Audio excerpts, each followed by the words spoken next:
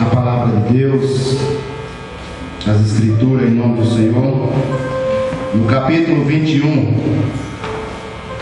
versículo 25 e 26 de São Lucas.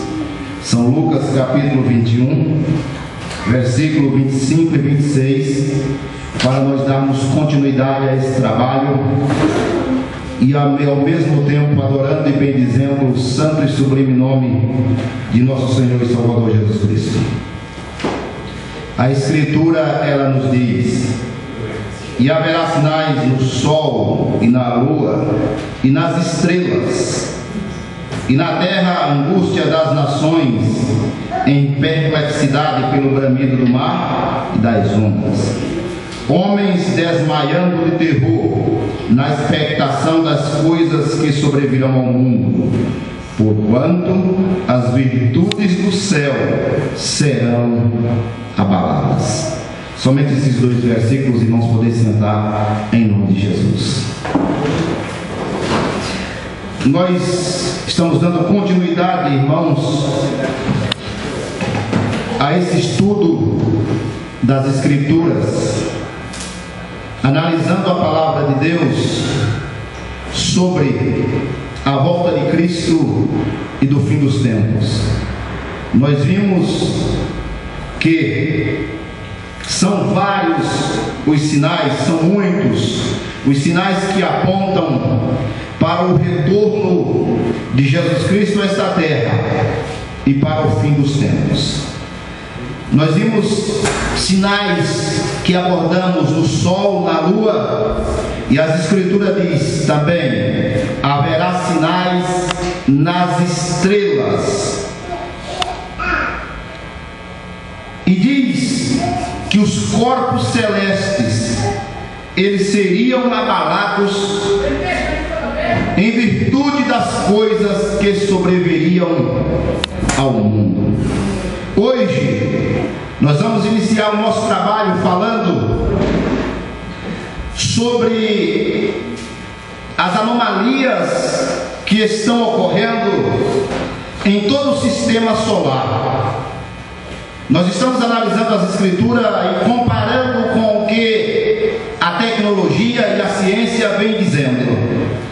E as anomalias que estão ocorrendo em todo o sistema solar, segundo o que o telescópio de alta precisão tem mostrado, e nós vamos abordar isso nesta noite, é um estranho planeta que vem além do sistema solar, muito além do sistema solar, se aproximando do sistema solar. Um corpo celeste, massivo, com uma grande massa, que vem se aproximando do sistema solar. Segundo os especialistas, os estudiosos, esse corpo celeste, eles estão dando o nome de Nibiru, o planeta X, que é o que nós estamos vendo aqui. Segundo os astrônomos, Elenin é comparável apenas com um míssil que foi lançado pelo avião que veio logo atrás, Nibiru. Então nós vimos, isso é apenas vamos dizer, uma metáfora, é uma linguagem figurada para que os irmãos entendam. Nós vimos que apareceu no sistema solar, percorrendo o sistema solar, um estranho meteoro ou cometa, melhor dizendo, chamado Elenin. Esse Elenin, ele está bem à frente desse planeta chamado Nibiru, que os astrônomos estão dando o nome de Orcomos ou Nibiru. E eles estão dizendo que esse cometa Elenin é como se ele fosse um míssil que foi lançado por esse avião que vem logo atrás dele. O míssil vai à frente, o avião que lançou vem atrás. Então é uma metáfora, uma comparação. E logo atrás desse Elenin, que ele já passou o sistema solar, foi embora, vem esse planeta, ou esse corpo, vamos chamar de corpo celeste, chamado Nibiru. Difícil. Vamos procurar entender. Então nós temos aqui uma imagem que mostra, é uma imagem tirada por um telescópio de precisão, em especial o Hubble, e nós temos aí no centro o planeta, nuvens, poeira e estrelas que o acompanham nessa trajetória. Vamos procurar entender o que é esse Nibiru hoje. Então nós temos aqui, irmãos, na imagem, mostrando o sistema solar, o Sol. Nós temos aqui Mercúrio, que é bem próximo ao Sol, Vênus, a Terra está aqui, Marte, e aqui, nós temos o planeta, que está muito distante. Claro que ele não está no sistema solar, não está, ele está muito além do sistema solar, muito distante do sistema solar. Aqui é uma imagem da suposição do trajeto que esse planeta pode fazer quando ele entrar no sistema solar. Mesmo distante do sistema solar, ele já está causando influências. Nós vimos que ele está causando influência na Lua, no Sol e nos planetas do sistema solar, inclusive a Terra, de um modo geral. E vem desestruturando todo o funcionamento do sistema solar, como nós vamos estar vendo nas imagens a seguir. Então nós temos aqui, irmãos, uma possível órbita do planeta Nibiru, que na verdade, irmãos, os astrônomos chamam de planeta, mas eles não conseguem especificar qual é a massa, como que é formado esse planeta. Não se tem ainda uma noção exata devido à distância que ele se encontra do sistema solar e possivelmente da Terra. Então nós temos aqui, o Sol no centro, o sistema solar, os planetas do sistema solar faz esse percurso. Esse círculo maior aqui é a Via Láctea com suas estrelas. E essa órbita aqui, segundo o que se diz, é a órbita que o planeta Nibiru faz de tempos em tempo. Então, de tempos em tempo, esse planeta faz essa órbita. Isso leva um tempo muito grande. Então, não se tem a noção exata de quanto tempo leva para que ele faça esse percurso. Por exemplo, a Terra, ela leva 365,25 dias para dar uma volta em torno do Sol. 365,25 dias, formando de 4 em 4 anos o chamado ano bissexto. Então nós temos aqui uma ilustração novamente que mostra como possivelmente esse planeta Nibiru faz a sua órbita. Veja que é uma órbita muito grande. Então ele passa pelo sistema solar, que novamente mostrando esse planeta, e há uma probabilidade, segundo alguns estudiosos, desse planeta já ter passado aqui um tempo atrás. Alguns dizem que quando isso aconteceu, o mundo acabou. E aí eu preciso recorrer às escrituras, que nós vimos que as escrituras dizem que teve uma época em que o mundo acabou e acabou com água. Tem uma noção exata, presbítero, quando foi o dilúvio de Noé? Não, a escritura não diz quando foi. Diz que foi um tempo no passado histórico da humanidade. Até que ponto isso pode ser ou pode não ser verdade? Se foi realmente o passar desse planeta no sistema solar que acabou desencadeando o dilúvio bíblico e levando à extinção a raça humana, nós não sabemos, mas há também essa teoria aí que esse planeta passou. Por que eu estou dizendo isso? Nós vamos ver no decorrer desse estudo que esse planeta ele já era conhecido no passado. Então, se ele já era conhecido no passado, é porque ele já tinha passado aqui no nosso sistema solar. Avança por gentileza, meu filho. Então, nós temos aqui imagem do universo, estrelas. Isso aqui tudo é estrelas que estão espalhadas pelo universo. E possivelmente o planeta com um brilho maior lá ao fundo. Avança mais um pouquinho. Então Nibiru, ele já era conhecido dos sumérios. Ele já era conhecido dos sumérios. Os sumérios, para quem não sabe quem foi esse povo, foi de onde saiu Abraão. O Abraão bíblico, ele era um babilônico, lá de Ur dos caldeus, na Mesopotâmia. Os sumérios foram os primeiros povos que habitaram a Mesopotâmia. Foram os primeiros povos que formaram grandes reinos na Mesopotâmia.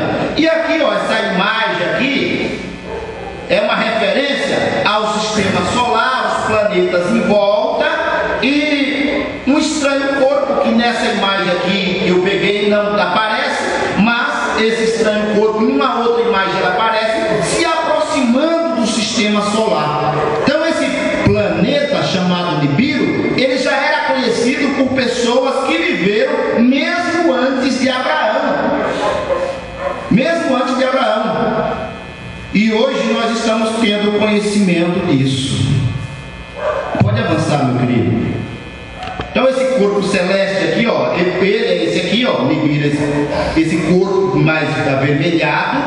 E esses corpos que estão em volta são corpos que fazem trajetos em torno dele, semelhante ao nosso Sol. O nosso Sol tem vários corpos que estão circulando em torno dele.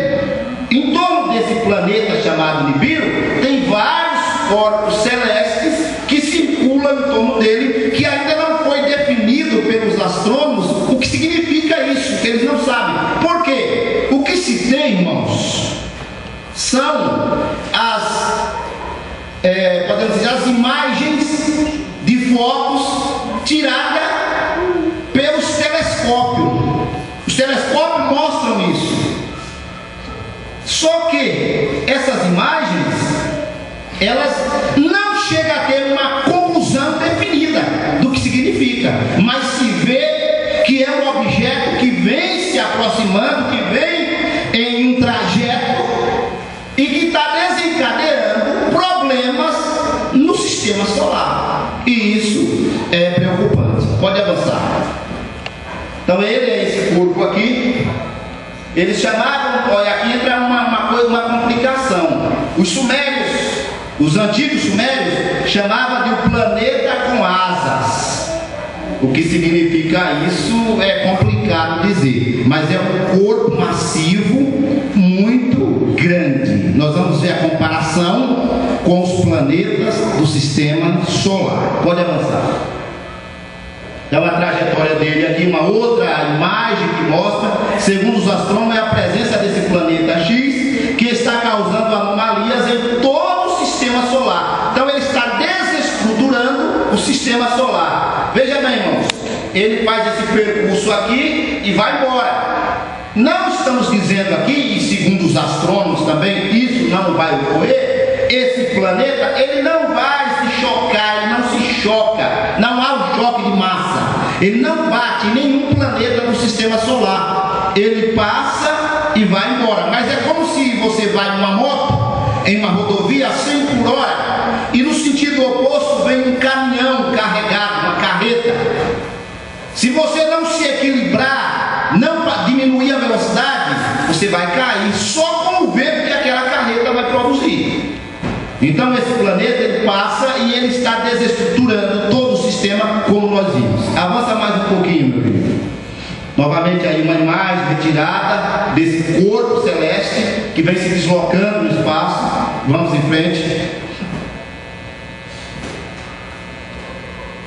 Uma comparação do planeta Nibiru com Júpiter. Júpiter é o maior planeta do sistema solar. O maior planeta do sistema solar é Júpiter. E é bem maior que a Terra. Se a gente olhar aqui, essa bolinha azul aqui, ó, é a Terra. Então aqui, ó, vai dar para colocar um monte de bolinha azul, ó, em Júpiter. e no Nibiru. Júpiter cabe dentro de Nibiru. E a Terra? É só uma comparação que nós estamos vendo aí, o que se fala, o que se está mostrando, o que está prestes a acontecer nesse planeta, no planeta Terra. Irmãos, eu estou analisando as Escrituras e vendo que a tecnologia, o que a ciência está dizendo. Então nós vimos nas Escrituras que os corpos celestes seriam abalados quando estivesse perto da vinda de Cristo. Eu acho que isso é motivo para mim me preocupar cada vez mais e buscar a presença de Deus na minha vida, procurar me santificar, procurar me aproximar de Deus. Senão não tem sentido em ser cristão, em ser um servidor de Cristo. Porque eu estou vendo que aquilo que a Escritura diz, aquilo que a Escritura está mostrando, está se cumprindo na íntegra. Não tem como fugir. Avança aí, meu querido. Não. Novamente aqui a órbita do planeta, várias imagens eu peguei, mostrando como que esse planeta faz a sua órbita. Veja que é uma órbita bem maior do que a órbita dos planetas do sistema solar. Como que os homens chegam à conclusão disso? Eles imaginam. A ciência não trabalha em cima de imaginação. A ciência trabalha em cima de fatos. Então isso, meus amados, são coisas que eles estão vendo, que eles estão observando, que os telescópios estão mostrando. Essa imagem aqui nós temos, vários satélites e telescópios, satélites que estão no espaço, telescópios que estão no espaço, que monitoram a Terra. Todos os lugares, no Polo Norte, no Polo Sul, no Hemisfério Ocidental, no Hemisfério Oriental, em todos os pontos, tem satélite monitorando, o computador vendo o que está acontecendo, o que vem se aproximando, se vem caindo um cometa, se vem passando um corpo celeste. Recentemente nós vimos que caiu um meteoro na Rússia. Há coisa de um mês atrás nós vimos isso. E eles viram que o meteoro ia cair, mas não podia fazer nada. Não pode fazer nada, não tem como que evitar isso aí.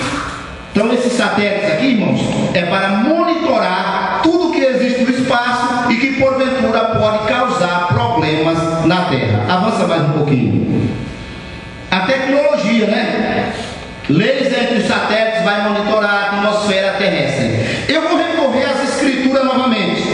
Daniel capítulo 12 e verso 4.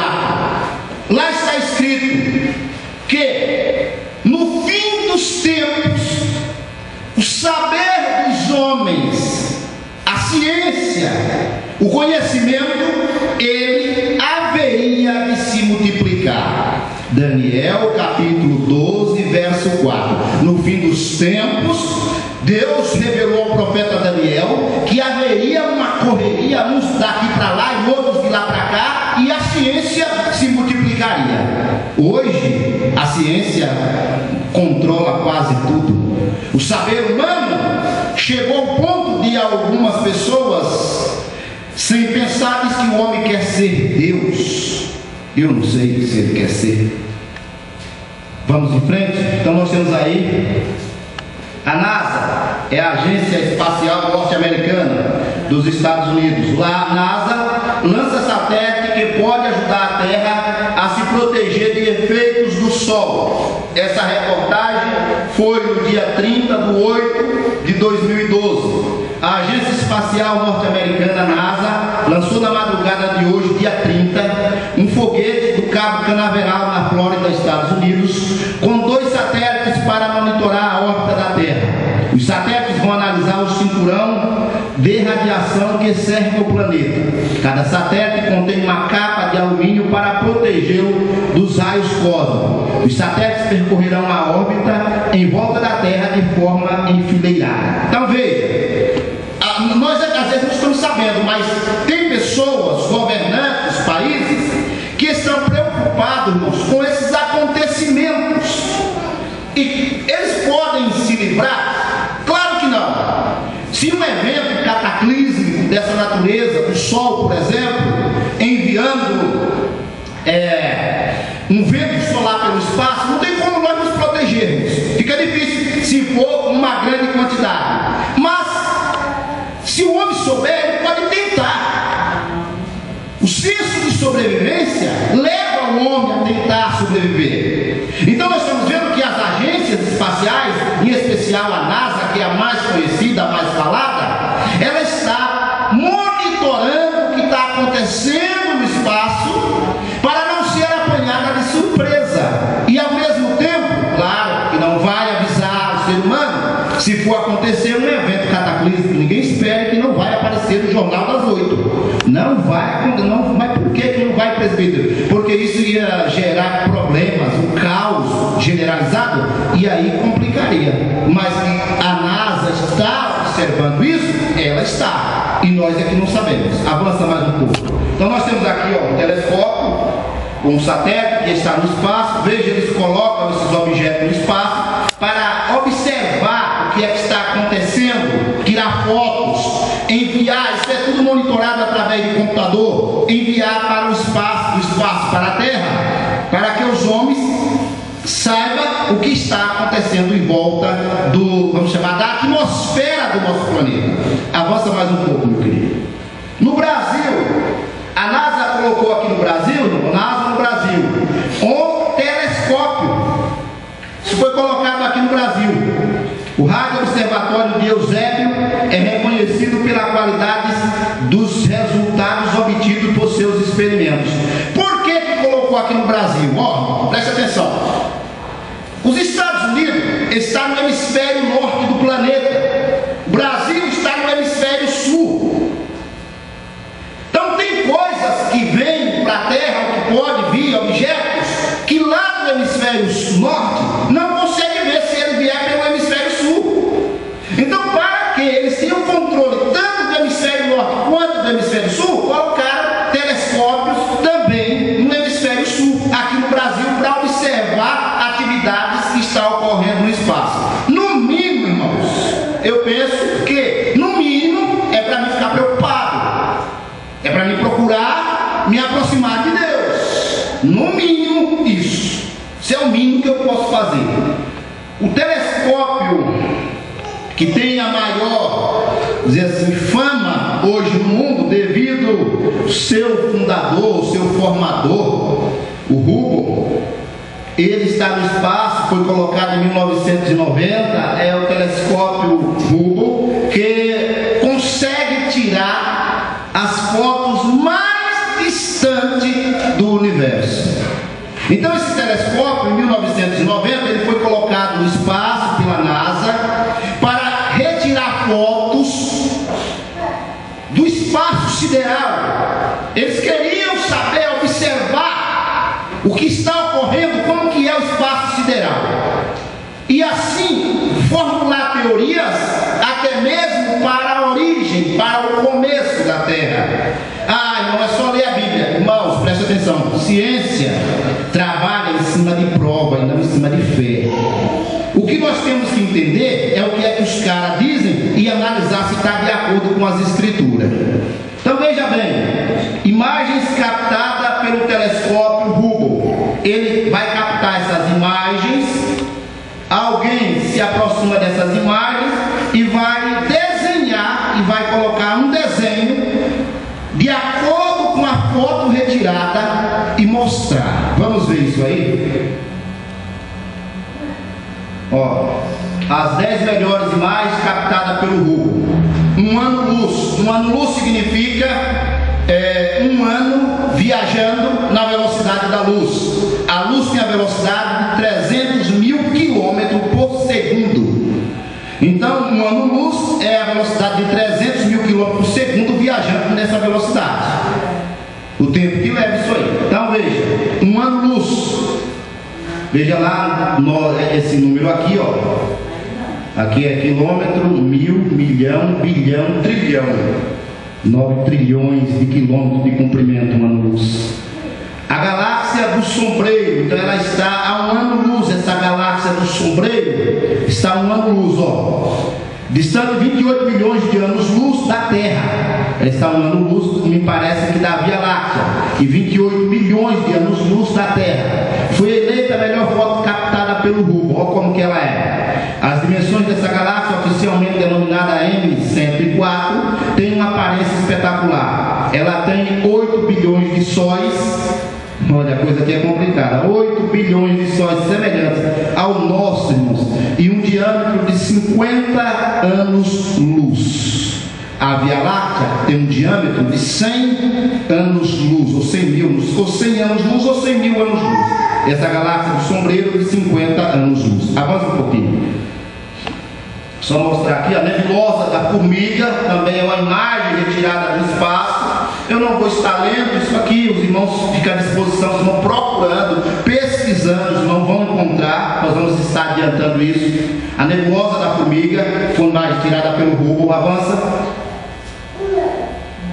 A nebulosa NGC 2392, chamada nebulosa do Esquimó, também é uma foto retirada pelo Hubble, que está no espaço a 5.000 anos-luz da Terra. Avança um pouco. Nebulosa Olho de Gato, pode avançar. A nebulosa da Ampulheta, também a foto retirada pelo Hubble, os irmãos procurando vão encontrar. Ela está a 8 anos-luz, 8.000 anos-luz da Terra, distante da Terra. A nebulosa do Cone,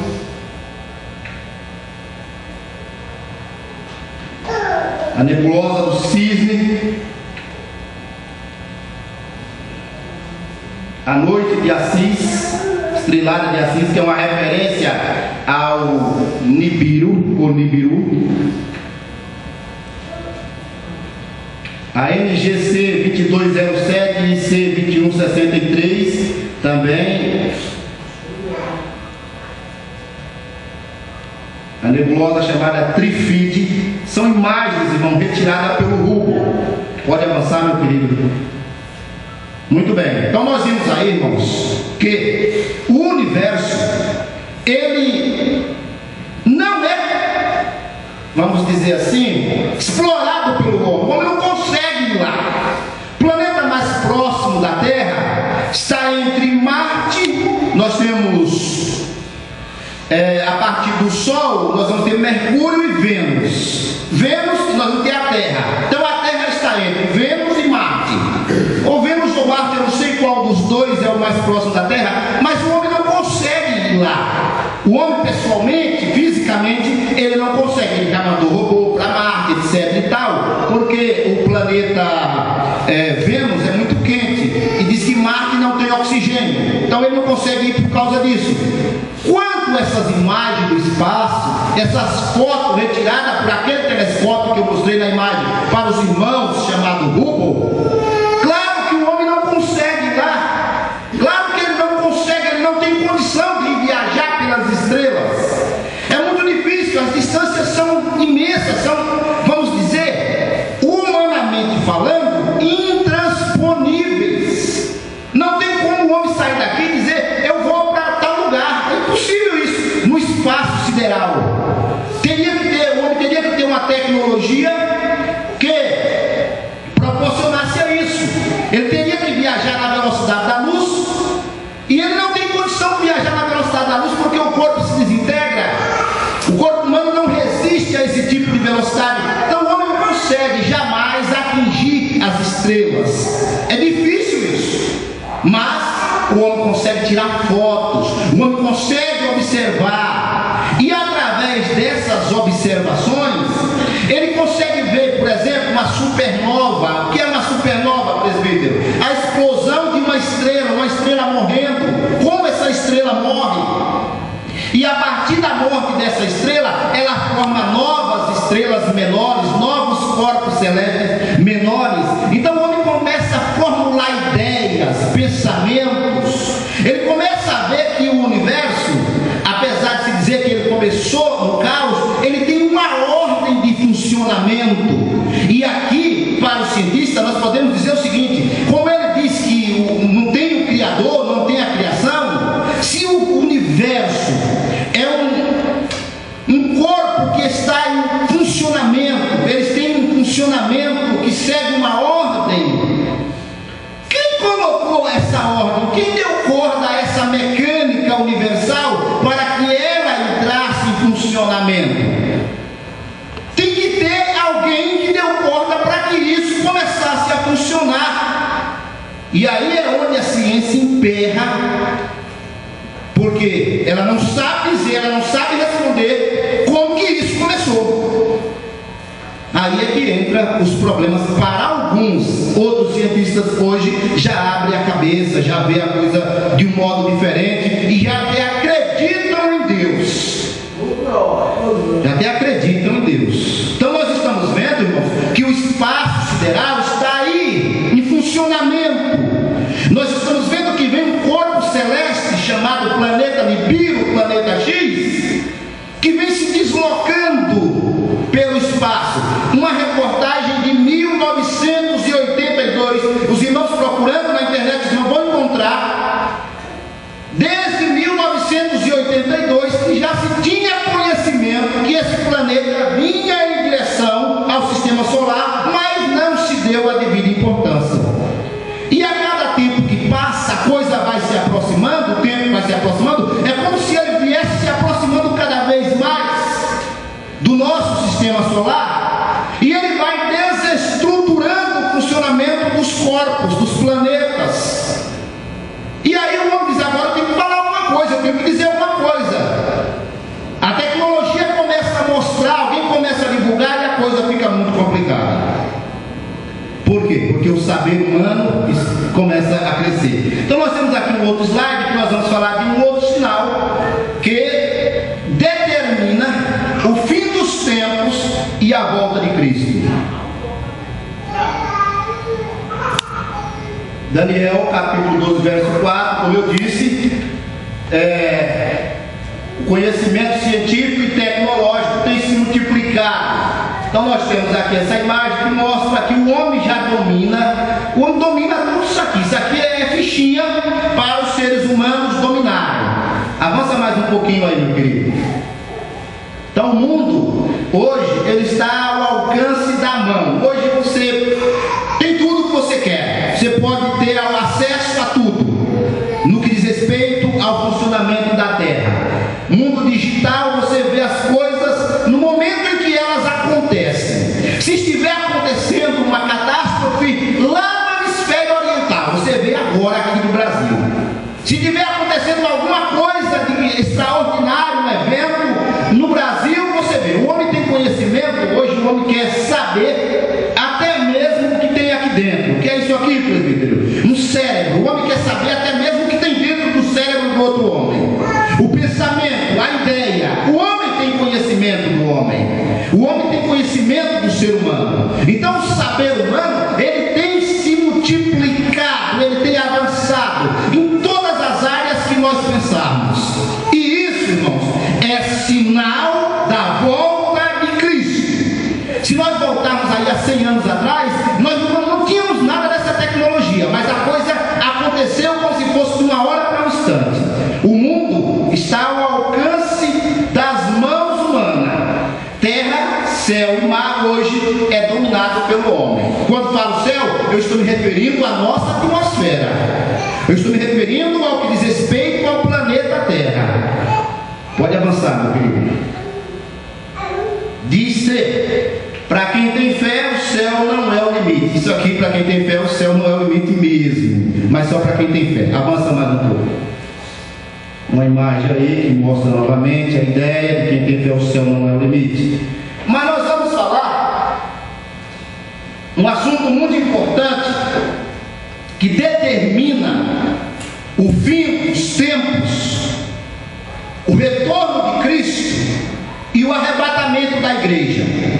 Porque até agora eu falei de acontecimento histórico, de acontecimento, vamos dizer assim, que está relacionado com astronomia, com doença, com fome, apesar de estar descrito na Bíblia. Mas nós vamos pegar um sinal que está no capítulo 21 e a partir do versículo 25 de São Lucas, que mostra, então nós vamos passar para dentro das Escrituras, que é o sinal da figueira.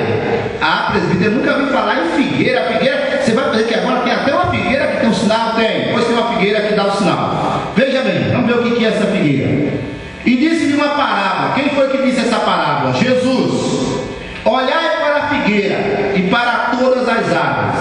Quando já tem rebento, vós sabeis por vós mesmos, vendo-as, que perto está o verão. Assim também, vós, quando vides acontecer estas coisas, sabeis que o reino de Deus está perto.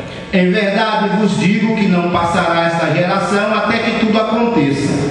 Passará os céus e a terra, mas as minhas palavras não hão de passar. Aí vem aqui a pergunta: quem é essa tal figueira? Quem são as demais árvores? Quanto tempo dura uma geração? Então Jesus disse que se a gente observar o sinal da figueira, nós vamos saber quando é que ele volta. Porque ele está dizendo, na verdade eu digo que esta geração, que geração? A geração da figueira, ela não passa sem que tudo aconteça, inclusive a sua volta. Passa os céus e a terra, mas essas palavras não passam. Então nós vamos descobrir quem é essa figueira e quem são as demais árvores e quanto tempo dura uma geração. A figueira, pela Bíblia, é uma linguagem figurada. Nós estamos vendo que é o país de Israel. Israel foi reconhecido pela ONU como nação em 14 de maio de 1948. Nesse dia 14 de maio, mês e ano de 1948, ocorreu a restauração nacional da nação de Israel. Então, nesse dia 14 de maio de 1948, penso eu que estava se cumprindo o que Jesus falou aqui no Evangelho de Lucas, que era o nascimento da figueira, que é a nação de Israel. Jesus está dizendo, olha, quando isso acontecer, você deve contar uma geração, que a gente não sabe quanto tempo dura uma geração. Avança um pouquinho aí, vamos ver quem são as demais árvores.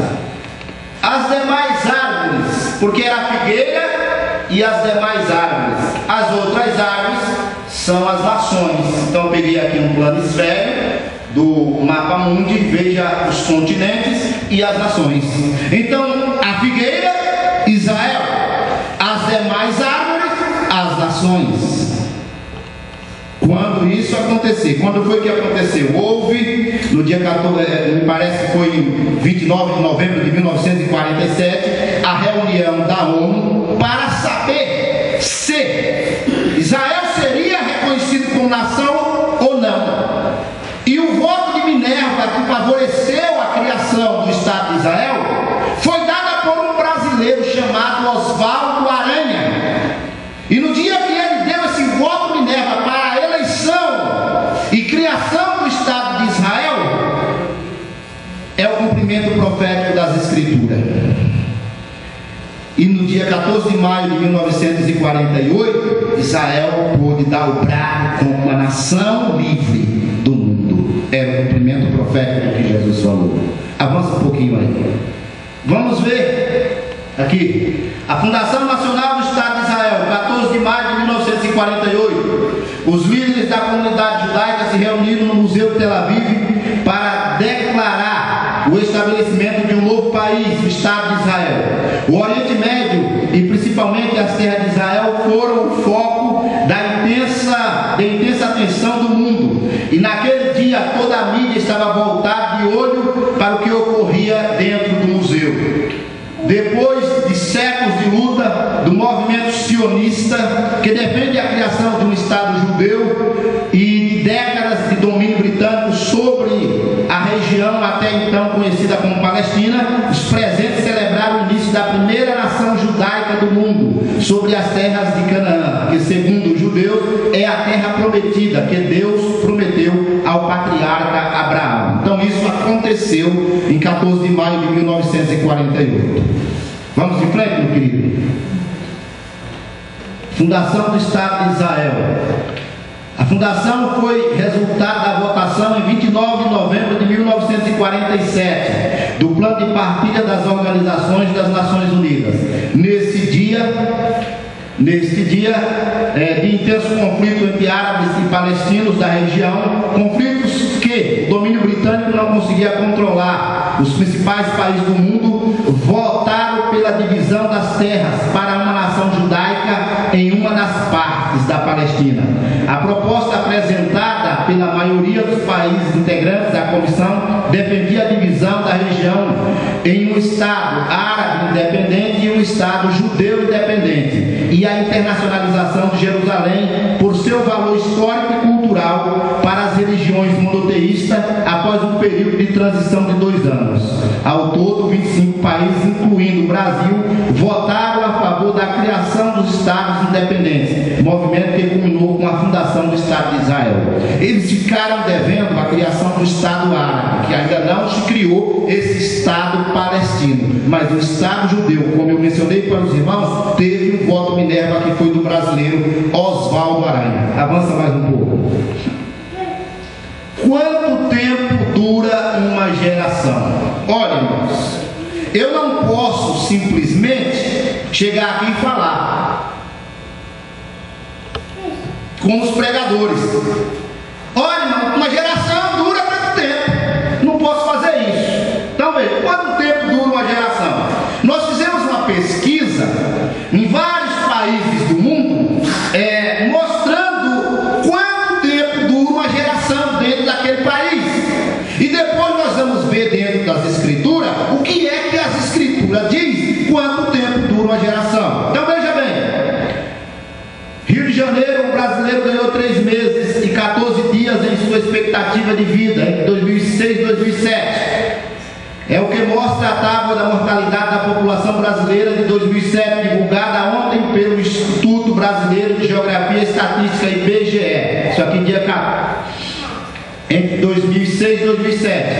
O brasileiro que nasceu em 2007 tinha em média 72,57 anos pela frente. Quem nasceu em 2006, 72,28. A comparação com os dados de 1991 permite que em 16 anos os brasileiros ganharam em média 5 anos e meio a mais de vida. Então veja, a média de vida do brasileiro, hoje, a média de vida do brasileiro é de 72 anos.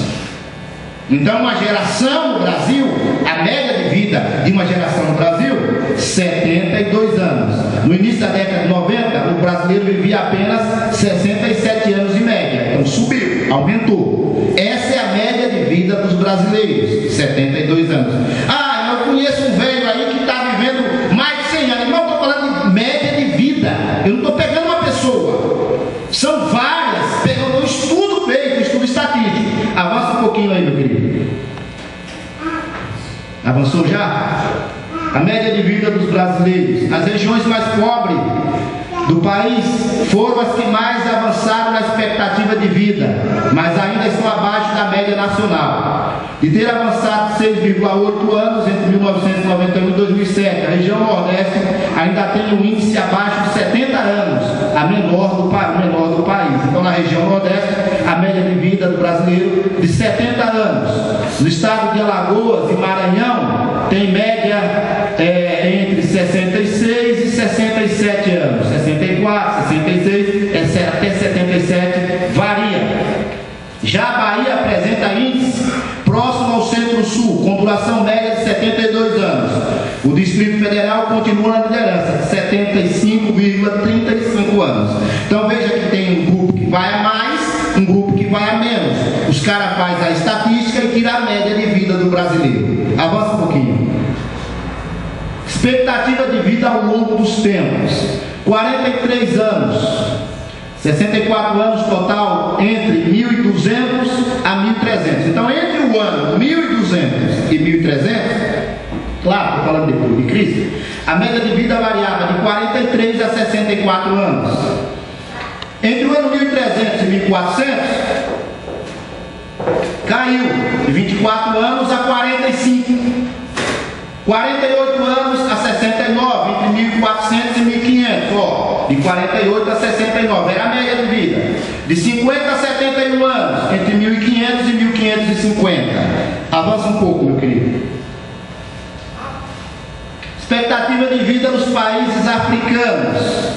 Vejamos, A grande variação, expectativa de vida entre as diferentes partes do mundo, a maioria causada por diferenças de saúde pública, cuidados médicos e alimentação. Grande parte do excesso de mortalidade tal está relacionado com doença, com AIDS, com malária, com fome, com peste.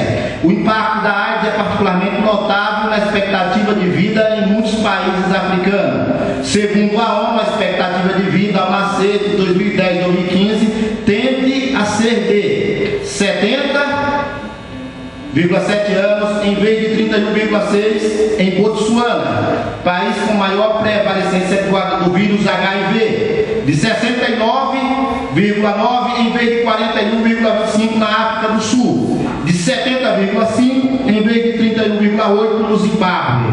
Então a média de vida da África é onde tem a média de vida mais baixa do planeta, é na África.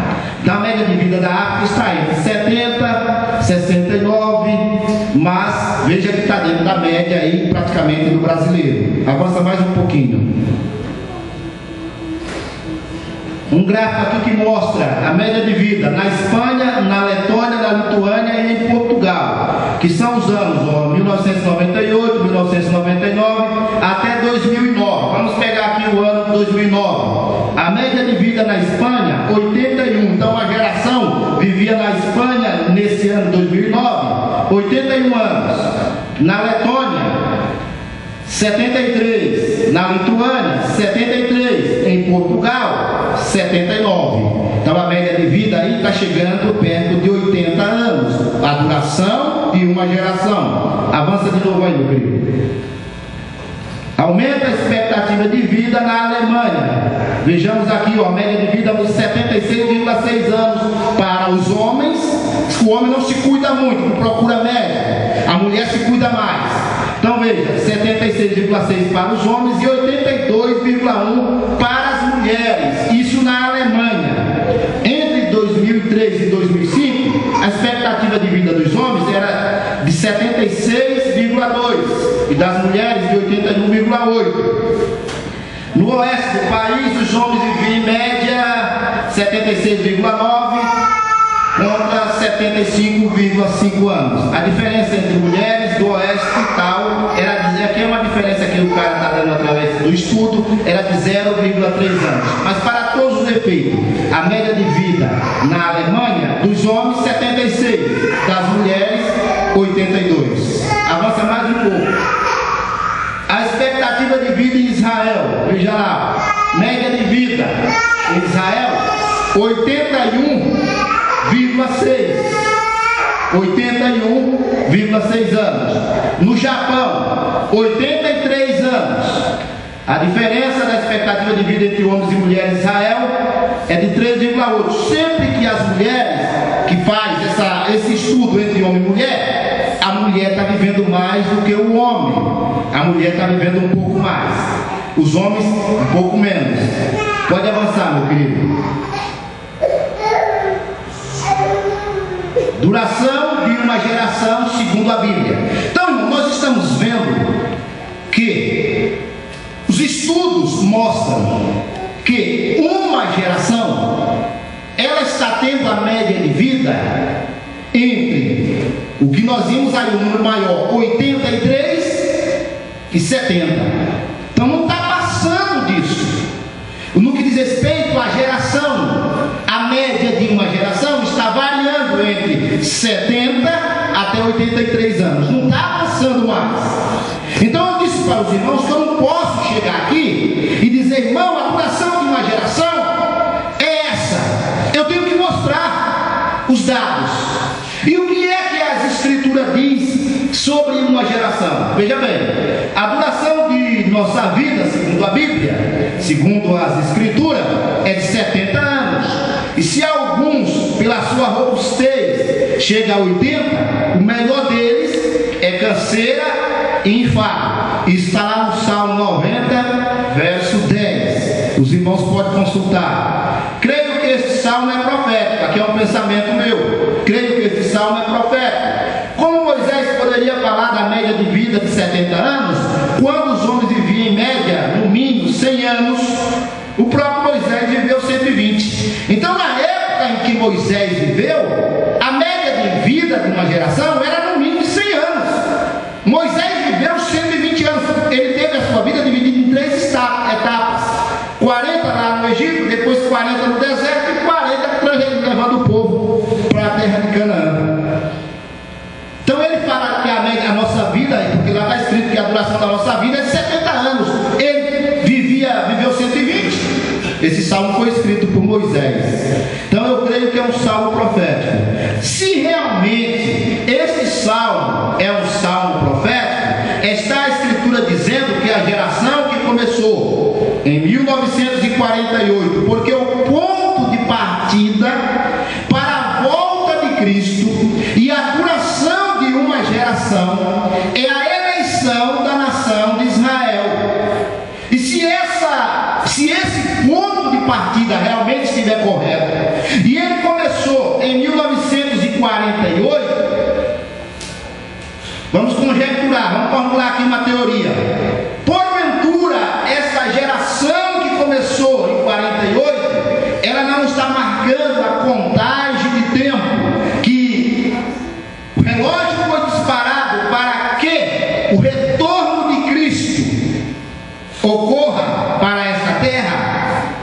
Vamos ver? Então, é a geração que marca o retorno de Cristo Jesus à terra. Então, para sabermos quando essa volta vai ocorrer, é somente nós somarmos 1948, foi o ano que isso ocorreu, com uma geração. Jesus disse: essa geração não passa. Então 1948 mais uma geração de 70 anos, se realmente uma geração durar essas 70 anos, nós vamos encontrar um ano aí. E eu não estou aqui, irmão, marcando data, pelo amor de Deus. Eu não estou marcando data para a volta de Cristo. Eu não sou maluco, não tenho parafusos a menos para dizer aqui: ó, Jesus vai voltar tal dia. Não, eu não vou fazer um negócio desse. Eu estou pegando um texto bíblico, analisando com um fato histórico e interpretando ele. Então veja, 1948 mais 70 é igual a 2018. Será que a Escritura não está dizendo que poderá ser nesse ano o retorno de Cristo? Não sei. Talvez, creio que sim. Mas, irmão, lá está escrito que ninguém sabe dia e hora. Irmão, quem disse que eu estou falando aqui de dia e hora de retorno de Cristo? Quem foi que falou que eu estou dizendo não é tal dia e tal hora? Eu não estou dizendo isso, eu não sou maluco de dizer uma coisa dessa. Se Jesus disse que nem os anjos sabem, mas somente o Pai. Mas eu deveria consultar e examinar as Escrituras. E é isso que nós estamos fazendo aqui. A duração de uma geração sendo de 70 anos, começou em 1948, 2018. Avança um pouquinho aí, meu querido. A construção do templo dos judeus, ó, é outro sinal. Antes do retorno de Jesus Cristo para esta terra, nós vamos ficar sabendo, possivelmente 3 anos e meio antes. 3 anos e meio antes, a igreja, ela vai ficar sabendo quando ocorrer. Eu comparo a vida de Cristo com o arrebatamento de Elias. Elias chama o seu ajudante Eliseu e disse: olha, Eliseu, se você vê o dia que eu subi ao céu, você vai receber poder dobrado do que tem em mim. Se você não vê, não vai receber. E quando Eliseu começou a tomar o pé de Elias, Elias dizia: fica aqui, Eliseu, que eu vou em tal lugar. Eliseu dizia: não, eu vou também. E quando chegava em determinado lugar, o povo dizia: tu sabe, Eliseu, que vão levar o Senhor hoje por cima da tua cabeça? Eliseu dizia: pode ficar quieto que eu já estou sabendo. Então, irmãos, o povo diz: olha, ninguém sabe o dia, a hora, não sabe nada. Como que não sabe nada? Nós estamos com a Escritura na mão aí. A palavra não está no céu, não está na profundeza do mar, está na nossa mão e a gente não sabe nada. É só analisar o que está lá escrito. Então veja, antes da construção deste templo de Jerusalém, antes dele ser construído, Jesus não volta. Irmão, está falando, o pregador pregou que o arrebatamento pode ser hoje.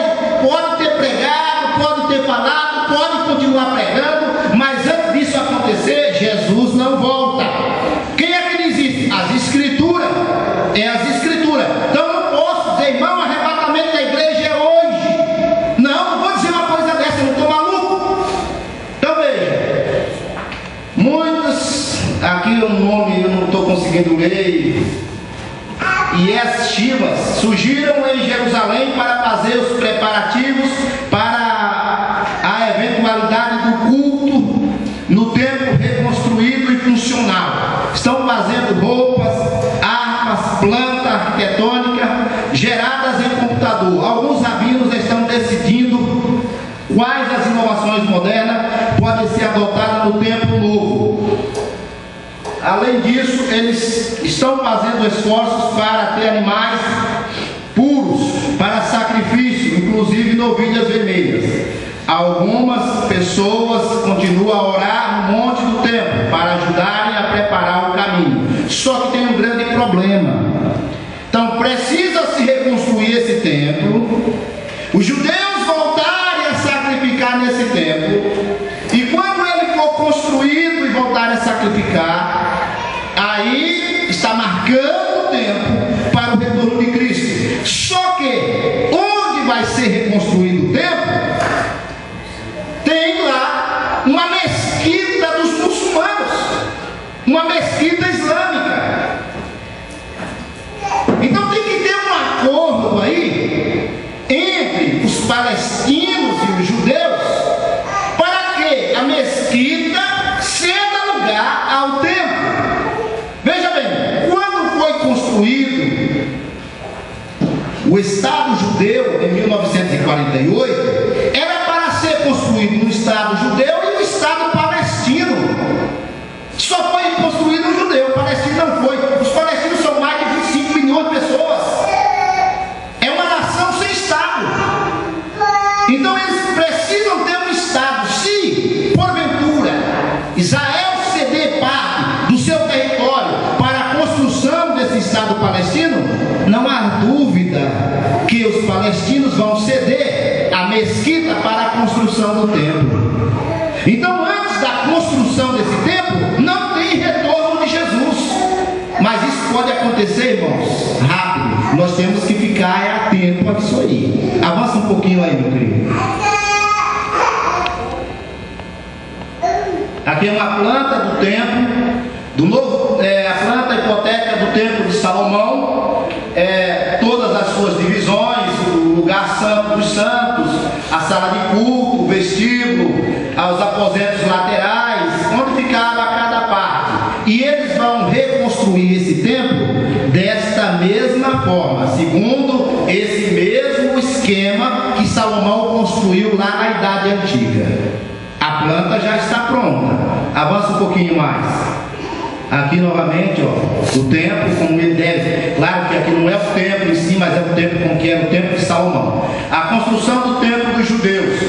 Os judeus chamam o local do monte do templo o Monte Moriá. É o lugar onde Abraão foi oferecer o seu filho Isaque em sacrifício. Onde ficava o antigo templo destruído pelos humanos no ano 70, e Abraão sacrificou seu filho. Nos anos que se seguiram a esse artigo, nada diminuiu o desejo de reconstruir o templo. Na verdade, a expectativa e os preparativos continuam a crescer. O apoio público israelense para a reconstrução do templo, antes fraco, está aumentando gradativamente. A tensão no Oriente Médio continua alta e os problemas religiosos e políticos da região continuam nas manchetes em todo o mundo. Mas, mesmo nesses tempos turbulentos, os ativistas do movimento do templo continuam a intensificar seus esforços. Então, nós estamos vendo que os preparativos para a construção ou reconstrução do templo em Jerusalém está grande. Isso não aconteceu ainda. Nós tivemos o primeiro templo construído por Salomão, depois destruído, reconstruído por Esdra e Neemias, depois foi destruído novamente e reconstruído na época antes de Cristo por Herodes, chamado Herodes o Grande, e destruído pelos romanos no ano 70. Esse templo precisa ser reconstruído de novo. Aí, quando ele for reconstruído e for profanado pelo anticristo, está bem pertinho das coisas acontecer. Avança mais um pouquinho. Aí novamente uma imagem de como poderá ficar o templo. Veja aqui o átrio dos gentios. Aqui dentro só entra sacerdote, judeu, etc. E aqui dentro, a partir dessa porta aqui, ó, ficava um lugar santíssimo. Avança mais um pouquinho, meu querido. A construção do templo dos judeus. Vamos ver o que foi que Deus falou através do profeta Zacarias, capítulo 6, verso 12. E fala-lhe, assim fala e diz o Senhor dos Exércitos: eis aqui o homem cujo nome é Renovo. Ele brotará do seu lugar e edificará o templo do Senhor. Então está se falando aí uma profecia de Zacarias sobre a reconstrução do templo em Jerusalém. Quem que vai reconstruir esse templo? O homem cujo nome é Renovo, que se nós fôssemos fazer uma leitura deste homem cujo nome é Renovo, de um modo simplório, nós vamos dizer que esse homem cujo nome é Renovo é Jesus Cristo. Só que aqui não é Jesus. Eis aqui o homem cujo nome é Renovo. Ele brotará do seu lugar e edificará o templo do Senhor. É justamente o anticristo. Não é Jesus, é o anticristo. Jesus vai descer do céu para reconstruir o templo. Quem vai reconstruir o templo dos judeus é a figura do anticristo. Ele vai proporcionar a criação do Estado palestino na Judéia. Ele vai promover esse acordo de paz. E quando esse acordo de paz, que vai ter a duração aí de 7 anos, quando ele ocorrer, nós temos que estar atentos, porque daí para frente é 3 anos e meio, ou 3 anos e 5 meses, para o retorno de Cristo. No dia que esse acordo de paz foi assinado, é como se o relógio foi disparado, com contagem regressiva, para o retorno de Jesus Cristo e o arrebatamento da igreja. Então veja, quem é esse homem cujo nome é Renovo? Trata-se de quem? Ele imporá uma nova ordem mundial. Veja bem, cujo nome é Renovo, nova ordem mundial. Sua ascensão virá por meio de um programa de paz e segurança mundial, coisa que o mundo está precisando. Aí o profeta Daniel, lá no capítulo 7, versículo 25, os irmãos podem consultar. Ele cuidará de mudar os tempos e a lei, e eles serão entregues na sua mão por um tempo e tempos e metade de um tempo. Então haverá uma mudança terrível em tudo que nós pensarmos. Haverá reformulação. Esse homem cujo nome é Renovo. Avança só mais um slide para a gente concluir, meu querido. A construção do templo dos judeus. Então, enquanto o templo dos judeus não for reconstruído, Jesus, o Messias, não volta? Sim. Enquanto o templo dos judeus não for reconstruído, não ocorrerá a volta de Jesus Cristo. E ele firmará um concerto com muitos por uma semana. Ele quem? O anticristo. E na metade da semana fará cessar o sacrifício de manjares. E sairão a eles um dos braços, que profanarão o santuário e a fortaleza, e tirarão o contínuo sacrifício, estabelecendo a dominação desoladora. Daniel 11:31. Aí Daniel vai trazer uma revelação. E desde o tempo em que o contínuo sacrifício for tirado e posta a abominação desoladora, haverá 1290 dias. Quem falou isso foi Daniel. E desde o tempo em que esse contínuo sacrifício, porque eles vão sacrificar continuadamente, desde o tempo que ele for tirado e posta a abominação desoladora, haverá 1290 dias. Mas 1290 dias para quê? 1290 dias, como estudos anteriores nós mencionamos, para que Jesus volte em glória, já com a igreja glorificada que foi arrebatada, para pôr um fim à chamada grande tribulação. Então Daniel está pegando essa parte aí da segunda metade da grande tribulação para frente e não para trás. E essa pessoa que vai profanar o templo, para nós concluirmos por hoje, o qual se opõe e se levanta contra tudo que se chama Deus e se adora, de sorte que se assentará como Deus no templo de Deus, querendo parecer Deus. Isso está escrito em 2 Tessalonicenses 2 e 4. Só mais um slide para nós pararmos. Vamos ficar aí. A construção do templo dos judeus. Então a volta de Cristo Jesus não ocorrerá enquanto o templo dos judeus não for construído. Nós vamos ver isso no próximo encontro. Amém, irmãos? Amém. Alguém quer perguntar alguma coisa? Quer interrogar? Quer conversar? A gente conversa. A gente abre espaço. Pois não, meu querido? Essas fotos que são tiradas aí, e que sinal, que frequência de sinal eles usam para poder transmitir aqui? Há uma transmissão da Terra, do espaço para a Terra. Bom, isso leva... Porque é uma distância muito grande, né? Bom, eu não tenho assim a dura... Eu entendi a pergunta do irmão. Quanto tempo leva para que se capite a imagem sinal e retorne? Frequência que é usada, né? Tem que ter Não, eu não tenho tempo de duração para se tirar uma foto dessa. Quanto tempo leva? Por exemplo, o Hubble ele foi colocado no espaço em 1990. Essas fotos começaram a aparecer depois que a internet começou a circular, porque elas não eram divulgadas. Nós sabemos que a internet ela não é tão antiga, né? Então elas começaram a circular, tal. Então não sei a frequência, o tempo que leva, porque a luz ela viaja a uma velocidade muito grande, mas até o momento de focalizar e chegar, como as informações ocorrem rapidamente, eu creio que não deva ser tanto tempo como a gente pensa, ok? Não deve ser um tempo tão longo como a gente está pensando, porque essa foto é apenas uma imagem captada, né? É uma imagem captada pelo telescópio, tá bom? Irmão José Vicente.